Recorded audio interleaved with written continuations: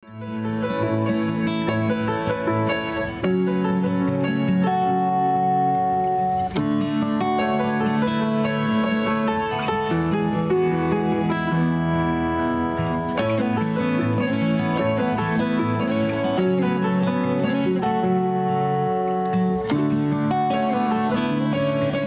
ni Apostol San Pablo sa mga taga-Tesalonika.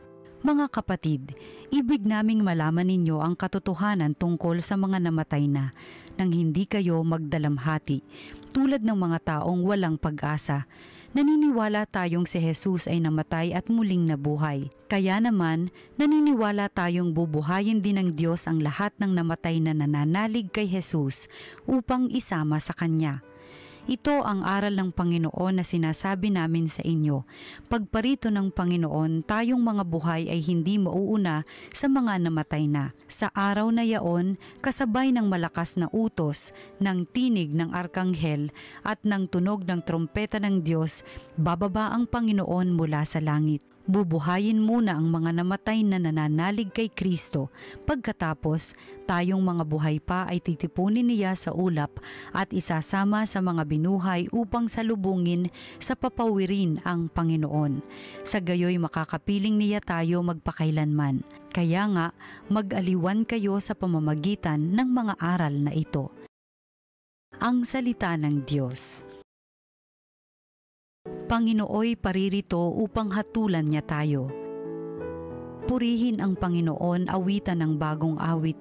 Panginooy papurihan nitong lahat sa daigdig.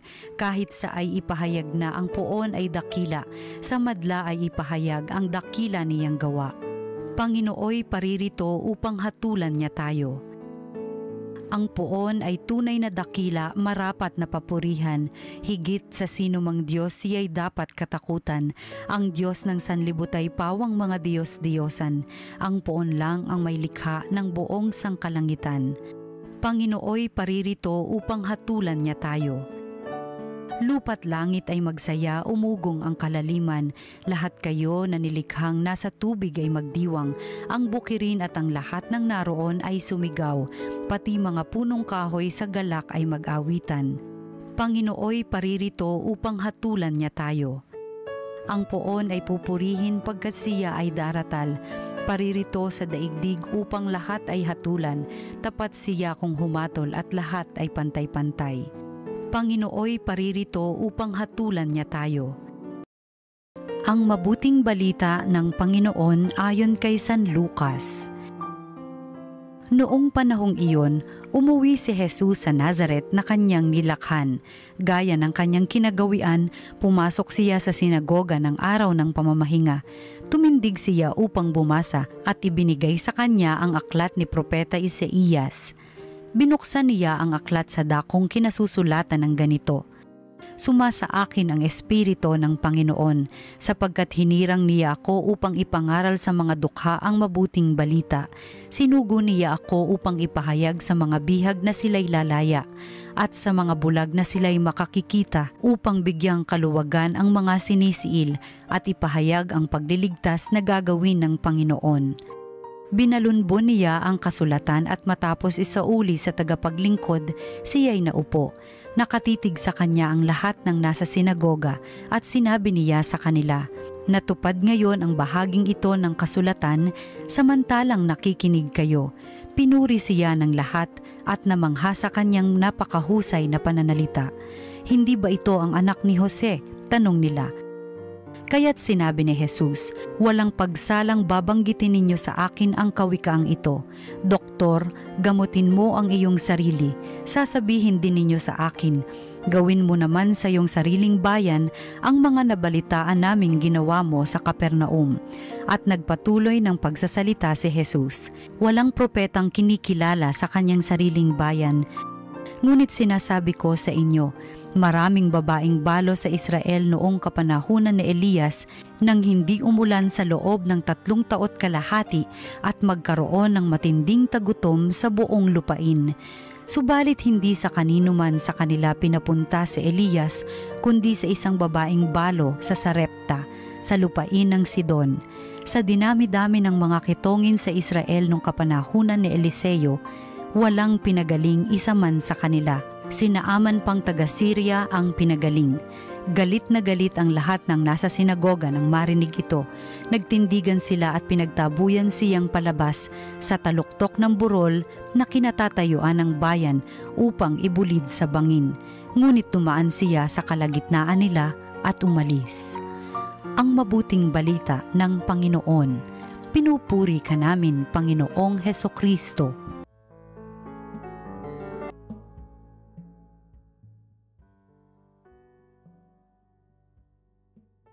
Mga kapanalig, narinig po natin ang mabuting balita para sa Lunes na ito ng ika-22 linggo sa karaniwang panahon. At ang ating pagninilay, nais ko lamang po bigyang diin yung sa first reading, ang sulat ni San Pablo para sa mga Tesalonika, kung saan ipinahayag niya ang ating paniniwalang Kristiyano tungkol sa kamatayan. Alam niyo po, hindi naman po natin maiwasan na naging bahagi na ng buhay na may mga kakilala tayo o kahit kamag-anak na lumilisan sa ating piling at sila'y pumapanaw na. Ngunit maganda po ang katuruan ng ating pananampalatayang Kristiyano tungkol dyan. Pinaliwanag nga po ni San Pablo na ang ating pananaw sa kamatayan ay may pag-asa. There is always hope. Kaya nga bagamat tayo'y nalulungkot, ngunit alam natin na ang sabi niya dun sa huli, na ang sino man na pumapanaw dito sa lupa ay nananatili pa ring kasama ng Diyos. No? Kaya nga po sa lahat ng mga Kristiyanong pumanaw, alam po natin na hindi tayo tunay na nawawala, bagkus lagi tayong buhay sa piling ng Panginoon. Yan po ang ating, sabi niya, comfort one another with this. Yan po ang ating pagbibigay ng pampalubag loob sa mga nagdadalamhati kapag sila po ay namatayan. Isang bahagi lang, isang punto lamang po na sana po ay mapagnilayan din natin. At lagi nating isa sa isip kapag tayo po ay nahaharap sa misteryo ng kamatayan. Ngayon, doon po sa Ebanghelyo naman ay mula kay San Lucas chapter 4. At dito naman po ay maraming magandang bahagi na pwedeng pagnilayan, ngunit mapapahaba po ang ating pagninilay. Ngunit nais ko lamang bigyang diin ang 2 punto. Una, yung pagpapahayag ni Jesus. Bagamat binasa siya, naroon siya sa sinagoga at binasa niya mula sa banal na kasulatan ng Lumang Tipan, the Old Testament, mula kay Propeta Isaias, kung saan sinabi niya, binasa niya yung bahagi na He is the anointed of God. Siya po ang pinili ng Panginoon. At yun po ay ini-apply niya sa kanyang sarili.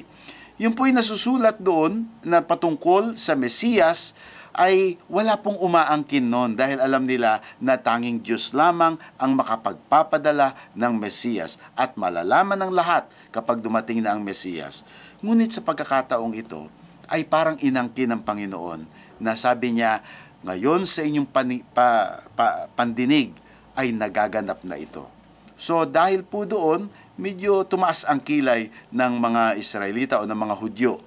Ngunit totoo naman po ang sinasabi ng Panginoon, hindi nga lamang po matanggap at mapaniwalaan ng mga nakikinig sa Kanya.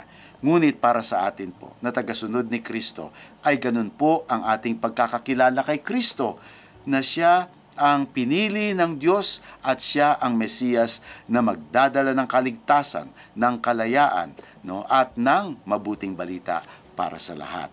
So, yung expression of faith tungkol kay Kristo. At ang pangalawa naman po, ay pagkatapos niyang basahin yun at bagamat sila ay namangha sa galing ng kanyang pananalita, bakit na parang nag-twist ang storya and suddenly, sabi niya, di ba't ito'y anak lamang ni Jose? No? Ito'y taga rito lamang sa atin. Saan ba ganang galing ang kanyang galing? No? And so, dito po ay nauwi po yon sa hindi nila pagtanggap kay Jesus. Hay, nangyari na naman. Dahil siguro mga ilang beses din po na hindi tinatanggap si Jesus. No? Mga lugar na pinupuntahan niya na, ngunit hindi siya tinatanggap. Ang unang-una na nga po niyan ay nung nasisinapupunan pa siya ng kanyang ina. Di po ba't sila'y pumunta sa Bethlehem? Sila po ba'y tinanggap? Hindi nga po sila pinapasok sa bahay. Doon pa lamang, nung siya isang sanggol sa sinapupunan ng kanyang inang si Maria, ay hindi na siya tinatanggap. And so, ito, nung sa kanyang pagtuturo at kanyang paggawa ng magagandang bagay, ng mga milagro, ay para bang nakakapagtaka sa ating pananaw kung bakit may mga tao na hindi pa rin nila matanggap ang Panginoon. So ito po'y mahalagang bahagi ng pananampalataya, mga kapatid. Ang pagkilala kay Jesus, kagaya ng unang bahagi ng Ebanghelyo, at ang pagtanggap at paniniwala at pagsunod sa Kanya. Mga kapatid, kayo po at tayo pong lahat ay nariyan na at sumusunod kay Kristo. Nawa, maibahagi natin yan sa iba. At anuman po ang kanilang response, ang pagtugon sa ating pagpapaliwanag o pagpapakilala kay Kristo, ay ipasa Diyos po natin, ngunit ganang sa atin ay gagawin natin ang nararapat na ipahayag si Kristo, ating Panginoon, ang ating Mesiyas at tagapagligtas ng mundo. Amen.